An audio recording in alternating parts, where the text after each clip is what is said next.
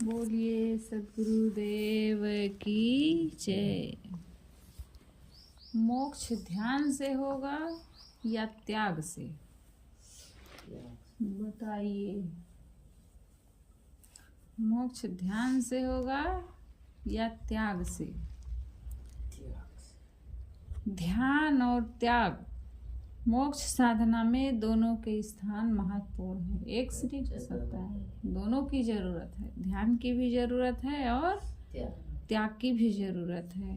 अगर मोक्ष चाहते हैं, कल्याण चाहते हैं, तो ध्येय और त्याग दोनों के स्थान महत्वपूर्ण है। फिर भी दोनों में त्याग का स्थान विशेष ऊंचा है। जो ध्येय है वो अपना शुद्ध स्वरूप चेतन है। जो हमारा ध्येय है वो शुद्ध स्वरूप चेतन है। वह देह संबंध में भूलवश पंच विषयों का ध्याता बना है। देह के संबंध में वो अपने आप को भूला हुआ है, इसलिए वो पांचों विषयों का ध्याता बना है। वह स्वयं अपने ध्यान में नहीं आ सकता। ध्यान में जो कुछ आएगा वो विषय होगा। बाधक विषयों का त्याग कर एवं साधक का ध्यान करते हुए अंत में जब सबका त्याग अर्थात अभाव हो जाता है, तभी मोक्ष होता है। बाधक विषयों का त्याग यानी हमारी कल्याण साधना में जो बाधक विषय हैं उनका त्याग होना चाहिए, और जो कल्याण में हमारे सहायक हैं उनका ग्रहण होना चाहिए। उनका हमें ध्यान करना चाहिए, और उनका ध्यान करते हुए अंत में जब सबका त्याग कर देता है, सबका अभाव हो जाता है, तभी मोक्ष होता है। जब तक सबका त्याग नहीं कर पाता अर्थात शुभाशुभ सर्वभास वृत्तियों का सर्वथा त्याग कर शुद्ध स्वरूप अपने आप नहीं ठहरता, तब तक ध्यान की आवश्यकता है। कब तक ध्यान की आवश्यकता है? जब तक अपने स्वरूप में हमारी वृत्तियां जो हैं उनका त्याग होकर जो जितनी भी वृत्तियां बनती हैं, चाहे अच्छी हों या बुरी हों, जब वो पूरा समाप्त हो जाएंगी, उनका त्याग हो जाएगा, तब अपने स्वरूप में स्थिति होगी। और जब तक अपने स्वरूप में नहीं ठहरता तब तक ध्यान की आवश्यकता है। जैसे जब तक जिसके हृदय में मोह, क्रोध, मैथुन, लोभ, मान, बड़ाई, शरीर अभिमान, नाना प्रपंचों का स्मरण होता रहता है, एकांत साधना में जब तक शुद्ध स्वरूप में न ठहर कर संकल्पों के जाल में उलझा रहता है, तब तक साधक को वैराग्यवान सद्गुरु संतों का ध्यान, संत समाज का ध्यान, संत समाज के आचरण, पूजा पाठ, संध्या वंदना, आरती का ध्यान, सत्य शब्दों का ध्यान अर्थात चिंतन अवश्य करना चाहिए। जब तक साधक के हृदय में नाना प्रपंचों का ध्यान अगर होता रहता है, तब तक उसको एकांत में बैठ करके किसका ध्यान करना चाहिए? यानी सात्विक जो संत गुरुजनों का आधार है, उनसे जो हमें ज्ञान मिल रहा है, या संत हैं, महापुरुष हैं, उनका ध्यान मनन चिंतन हमें करना चाहिए। या कोई चीज़ें हैं, आरती वंदना, उसको गाना चाहिए भीतर भीतर, उनका संकल्प विकल्प हमारे भीतर होना चाहिए। इस प्रकार अभ्यास करते करते दृष्टा, दृश्य, चेतन और देह का भिन्न विवेक करते करते भोग पदार्थों का जब चिंतन छूट जाए और उपयुक्त शुद्ध भाव का ही ध्यान होने लगे, तब धीरे धीरे निसंग शुद्ध स्वरूप स्थिति का अभ्यास करते हुए उपयुक्त ध्यान का भी त्याग करना चाहिए। ध्यान का भी त्याग करना पड़ेगा, यानी कि ध्यान ना करना ही ध्यान है। ध्यान ना करना ही सबसे बड़ा ध्यान है। अगर हम ध्यान कर ही रहे हैं चीज़ों का, तो कहाँ ध्यान हो रहा है? ध्यान ना करना ही ध्यान होगा यहाँ पर। तात्पर्य यह है कि वैराग्यवान संतों का या किसी सत्पुरुष एवं सत्पदार्थों का जो ध्यान करना है, ये अंतिम स्थिति मोक्ष दशा नहीं है। हम किसी का ध्यान कर रहे हैं, चाहे वो महापुरुष का ध्यान है, किसी संतों का ध्यान है, या कोई भी सात्विक चीज़ें हैं, उनका अगर हम ध्यान कर रहे हैं, तो ये ध्यान की अंतिम स्थिति नहीं है, अंतिम दशा नहीं है। ये तो विकारी भावनाओं को हटाने का एक स्थूल शुद्ध साधन है। जो विकारी भावनाएं मन में उठ रही हैं उनको हटाने के लिए किसी महापुरुष का ध्यान किया जाता है, किसी चीज़ों का चिंतन किया जाता है, या कोई श्वास पर ध्यान लगाता है, कोई दृष्टाभ्यास करता है। ये क्यों किया जाता है? जो विकारी भावनाएं हैं उनको हटाने के लिए इनको किया जाता है कि हमारी जो भावनाएं हैं वो सात्विक बने, शुद्ध बने। और जब इसमें ध्यान लग जाता है तब फिर धीरे धीरे उनको भी हटाना पड़ता है। ध्यान करने से उस समय विषय विकार दब तो जाते हैं, परंतु जड़ मूल से नष्ट नहीं होते हैं। इनका ध्यान करने से वो जड़ मूल से नष्ट नहीं रहते हैं, केवल दब जाते हैं, क्योंकि उनके ऊपर अच्छी चीज़ों का आवरण आ गया तो वो दब गया नीचे। विरोधी चिंतनों को मिटाने के लिए भी ध्यान की अपेक्षा विवेक, विचार एवं वैराग्य भाव अधिक महत्वपूर्ण, प्रबल एवं सुरक्षित है। गोस्वामी श्री तुलसीदास जी ने कहा है, रैन को भूषण इंदु है, रैन को भूषण इंदु है, दिवस को भूषण भान, दास को भूषण भक्ति है, भक्ति को भूषण ज्ञान, ज्ञान को भूषण ध्यान है, ध्यान को भूषण त्याग, त्याग को भूषण शांति पद, तुलसी अमर अदाग। भूषण का क्या अर्थ होता है? भूषण क्या है? रैन को भूषण इंदु है। भूषण का अर्थ क्या है? वाह पागलो ठठरी के परे। बागेश्वर बाबा कहता है ठठरी के परे पागलो। भूषण यानी शोभा, शोभा। जैसे कोई आभूषण नहीं धारण कर लेते हैं तो सुंदर दिखने लगते हैं, ऐसे ही रात की शोभा क्या है? चंद्रमा। चंद्रमा ना निकले तो फिर रात अंधेरी रहेगी ना, अंधेरा रहेगा तो कहाँ अच्छा लगेगा। चंद्रमा जब निकलती है तो रात कितनी सुंदर लगती है। तो रैन को भूषण इंदु है, रात की शोभा चंद्रमा है, और दिवस को भूषण भान, दिन की शोभा सूर्य है, और दास को भूषण भक्ति है। दास की शोभा किसमें है? भक्ति में है। जिसके पास जितनी भक्ति होती है वो उतना ही अच्छा लगता है। दास को भूषण भक्ति है, और भक्ति को भूषण क्या है? ज्ञान है। अगर भक्ति है तो हमारे भीतर ज्ञान भी होना चाहिए उसके अनुसार। ज्ञान की शोभा, अब ज्ञान को भूषण ध्यान है, ज्ञान की शोभा क्या है? ध्यान है, और ध्यान को भूषण त्याग है। ध्यान की शोभा किससे है? त्याग से है। तुलसीदास जी कहते हैं त्याग की भूषण क्या है? शांति पद। त्याग को भूषण शांति पद, शांत पद की प्राप्ति है, जो निर्मल और निर्दोष है। तुलसी अमल अदाग, जो निर्मल और निर्दोष है। दास को भूषण भक्ति है, जो जिज्ञासु या मुमुक्षु, ज्ञान एवं मोक्ष की इच्छा रखने वाला सद्गुरु की शरण में दास होकर प्रवेश करता है, उसके दास बनने की शोभा भक्ति करना है।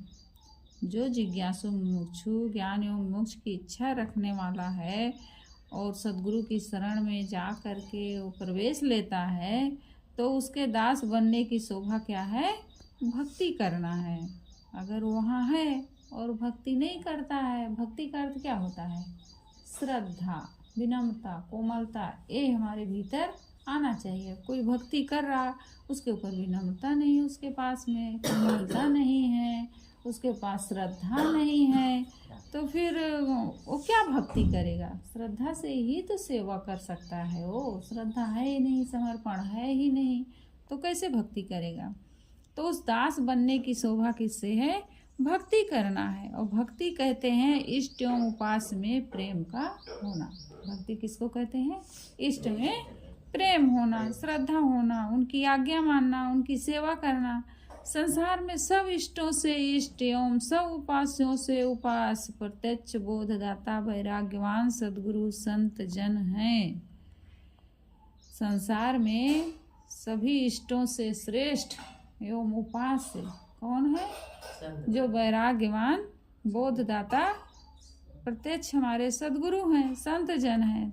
पंचग्रंथी में सदगुरु रामदास साहब ने कहा है, प्रत्यक्ष देव साधु गुरु मान। प्रत्यक्ष देवता किसको माने? साधु गुरु को माने। मान महात्म भर्म भुलान, जा मुख निर्णय लखे विशेष, ते गुरु समना और कोई ले। नाना कल्पित देवी देवता का जो संसार में मान महात्म है, सब भ्रम और भुलावा है। मान महात्म भर्म भुलान, ये क्या है? मान महात्म ये सब भ्रम और भुलावा है। जितने भी देवी देवताओं को संसार में लोग मान रहे हैं। जा मुख निर्णय लखे विशेष, प्रत्यक्ष उपास्य देवता विवेकी साधु गुरु को जानना चाहिए। ते गुरु समना और कोई लेख, जिन सदगुरु संतों के द्वारा अधिक निर्णय में जानने में आया, उनके समान अन्य कोई उपास्य नहीं हो सकता है। जिनसे हमें निर्णय मिला, ज्ञान मिला, बोध मिला, वो उनके समान कोई उपास्य हमारे लिए नहीं है। अगर हम अपना कल्याण चाहते हैं तो, नहीं तो पूजा पाठ भक्ति ये तो सब लोग करते रहते हैं, लेकिन उससे कोई लाभ विशेष नहीं होता है। वैराग्यवान सदगुरु संत रूप उपास्य देव का भक्ति प्रेम सेवा तथा आज्ञा पालन करना दास की शोभा है। उनका आज्ञा पालन करना, भक्ति करना, उनसे प्रेम करना, सेवा करना ही दास की शोभा है। भक्ति को भूषण ज्ञान, सदगुरु की भक्ति करने की शोभा क्या है?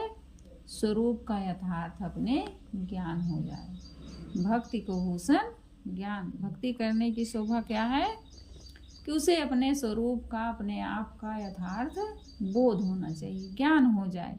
यदि कोई सदगुरु संतों की भक्ति करे परंतु उनके सत्संग द्वारा स्वरूप का यथार्थ ज्ञान न ग्रहण करे, न धारण करे, तो भक्ति करने का यथार्थ फल नहीं मिलता है और उसकी भक्ति भी तब तक एकांगी रहती है। भक्ति करने का यथार्थ फल नहीं मिलता और उसकी भक्ति भी तब तक एकांगी रहती है। निज स्वरूप का यथार्थ ज्ञान हो जाना ही भक्ति की शोभा है। भक्ति की शोभा क्या है? अपने निज स्वरूप का बोध हो जाए, ज्ञान हो जाए।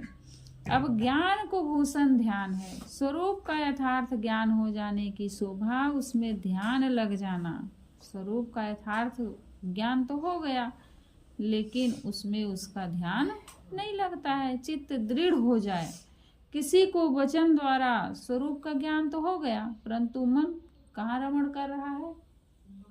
विषयों में रमण कर रहा है, विषय वासनाओं में दौड़ रहा है। ज्ञान हो गया और मन विषय वासनाओं में रमण करता रहता है। विषयों को त्याग कर स्वरूप ज्ञान के ध्यान में दृढ़ नहीं हुआ तो ये ज्ञान भी निष्फल ही है। कोई मतलब नहीं है हमें ज्ञानी होने का। विषय वासना से विरत होकर स्वरूप ज्ञान में ध्यान का लग जाना अर्थात चित्त का दृढ़ हो जाना ज्ञान की शोभा है। ध्यान को भूषण त्याग, ज्ञान में दृढ़ ध्यान हो जाने अर्थात चित्त में स्वरूप ज्ञान भली भांति जच जाने की शोभा दृश्य मात्र का त्याग है।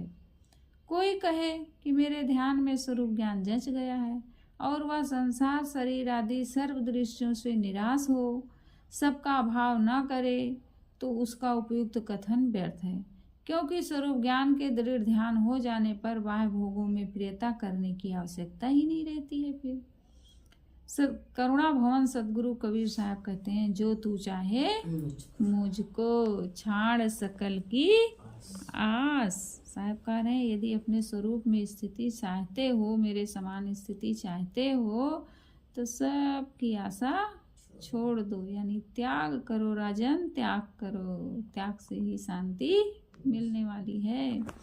मुझे ऐसा होए रहो, सब सुख तेरे पास। साहब कहते हे मुमुक्षु, यदि तू मेरे समान स्थिति चाहता है तो संसार शरीर आदि समस्त दृश्यों एवं शुभाशुभ सर्वभास वृत्तियों की संपूर्ण आशा त्याग कर मेरे समान ही जड़ पदार्थों से एवं जीने मरने की चिंता से निराश हो जाओ। फिर तो जीवन मुक्ति का सर्व सुख तुम्हारे पास ही है। सदगुरु विशाल साहब क्या कह रहे हैं? पारख अटल समाधि है, देह भिन्न सब काल, देह रहे या ना रहे यक समझानी निहाल।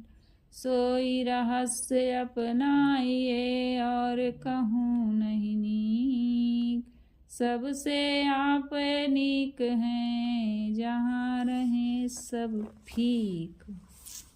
देह से पृथक सब समय अपना पारक चेतन स्वरूप जानकर और सबका अभाव कर अविचल स्थिति शरीर रहे या भी नष्ट हो जाए, दोनों दशाओं को एक समान जानकर बोधवान परम संतुष्ट रहते हैं।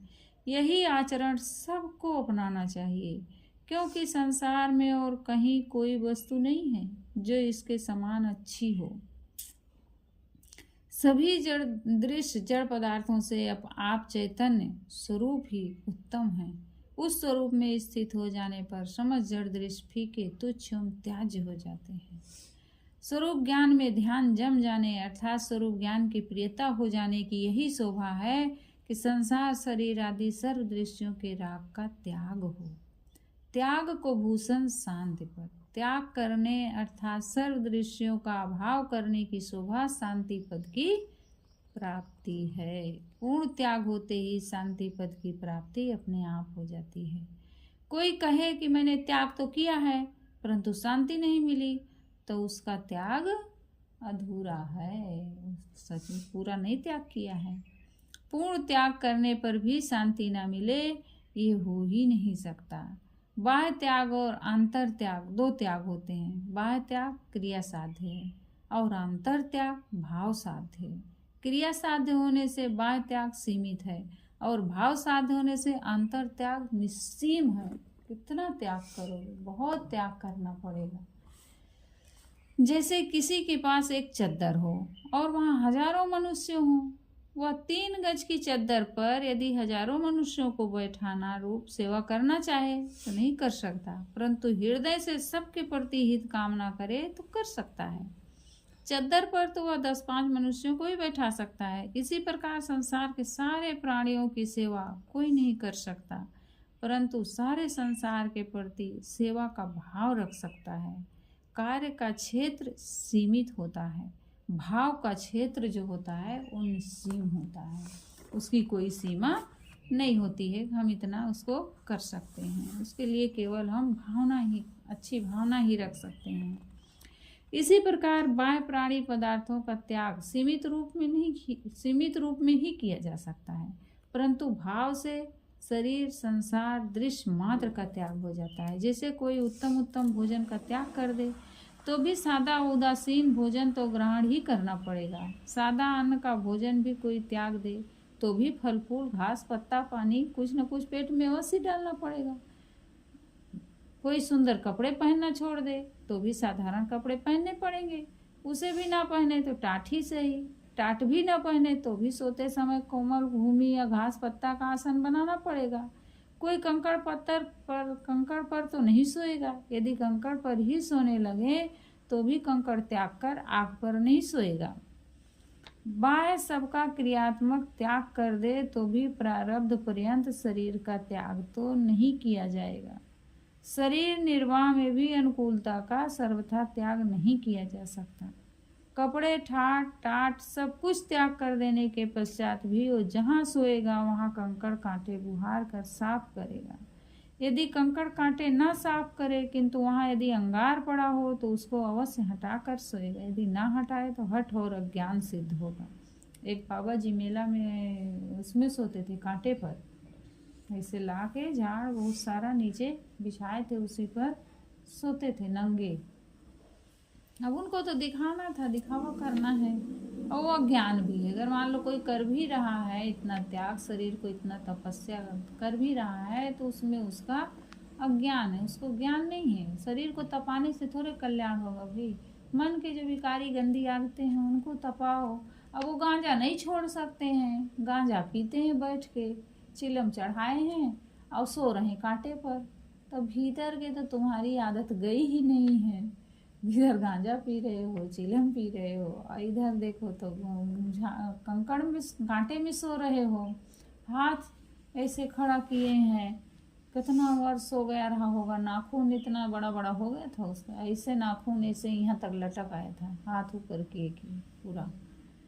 तो तपस्या करने से क्या है, इस शरीर को केवल तपाना है, भीतर मन की गंदी विकारी आदतों को तपाओ, वो तुम्हारी असली तप है, असली साधना है। तो बाह्य वस्तु मात्र का त्याग एवं क्रिया मात्र का त्याग ही सच्चे त्याग वैराग्य नहीं है, बल्कि वस्तु या क्रिया मात्र का त्याग कर देना अपरिच्छित त्याग है।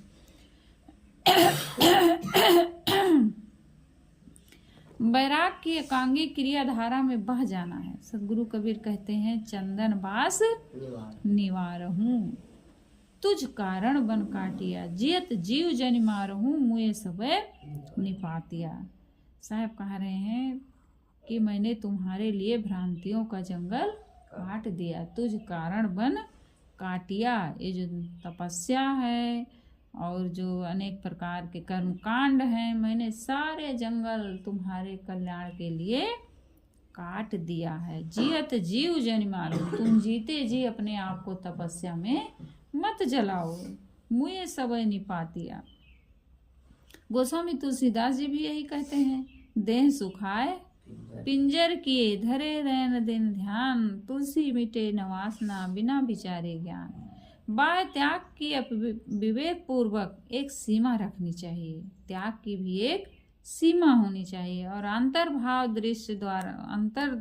द्वारा दृश्य मात्र का त्याग करना चाहिए, जैसे मैथुन, नशा, नाच, रंग एवं विकारी विषय भोग और कुसंगी प्राणी पदार्थ, ग्रंथ, पंथ इत्यादि बाह्य पदार्थों का पूर्ण रूप से त्याग करना चाहिए। मुख्य जीवन निर्वाह में भी शौक स्वाद का लक्ष्य सर्वथा त्याग कर स्वादासक्ति रहित भोजन और जितने में सरल रूप से निर्वाह हो, सादा उदासीन वस्त्र आदि से गुजारा करना चाहिए। विवेक पूर्वक जिस प्रकार विषयासक्ति नष्ट होने में सरलता हो, उस प्रकार बाह्य प्राणी पदार्थों का त्याग कर अंतर्भाव से शरीर, संसार, दृश्य मात्र के राग का सर्वथा त्याग करना चाहिए। इस प्रकार हृदय से दृश्य मात्र की प्रियता तथा राग का त्याग कर सबसे निराश हो जाने का फल क्या है? शांति पद की प्राप्ति है। जितना सबसे उदासीन होंगे सारे दृश्य भाव से, उतना ही भीतर शांति पद की प्राप्ति होगी, जो जीवन का चरम उद्देश्य है। निर्णयों का निष्कर्ष यह हुआ कि भक्ति, ज्ञान और ध्यान के अंत में सबका त्याग ही शांति पद एवं मोक्षदायी है। सारे निर्णय का निष्कर्ष क्या हुआ? भक्ति, ज्ञान और ध्यान के अंत में सबका त्याग ही शांति प्रद एवं मोक्षदायी है। जब तक चित्त से सबका त्याग न हो, तब तक ध्यान की आवश्यकता है। जब तक चित्त से सबका त्याग न हो, तब तक ध्यान की आवश्यकता है। और जब अखंड वैराग्य पूर्वक सबका त्याग हो जाए, तब ध्यान का भी अभाव कर सबका अभाव करने वाला शेष चेतन स्वरूप मैं स्वयं हूँ, यह स्थिति ही सर्वोपरि पारक समाधि है। यहाँ ध्यान के अभाव का तात्पर्य है चित्र, शब्द, ज्योति, नाद, बिंदु आदि को जो आज तक ध्यान का आलंबन बना रखा था, उसका त्याग। इसके बाद ही सारे संकल्पों का त्याग होकर स्वरूप स्थिति होती है। वैसे ध्यान अभ्यास की आवश्यकता जीवन भर है। ध्यान अभ्यास से ही त्याग पकता है। सारे संकल्पों का त्याग करके निज स्वरूप में स्थिति होती है। तो क्या कह रहे हैं सदगुरु कबीर साहब? मोक्ष किससे संभव है? ध्यान से या त्याग से। मोक्ष ध्यान से होगा या त्याग से होगा। सदगुरु इसमें बता रहे हैं, जब तक सारे जड़ दृश्यों का, शुभ और अशुभ सारी वृत्तियों का जब तक त्याग नहीं होगा, तब तक अपने आप में हमारी स्थिति नहीं हो सकती। और जब तक ध्यान स्थिति नहीं होगी, तब तक हमें ध्यान की आवश्यकता है। बोलिए सद्गुरुदेव की जय।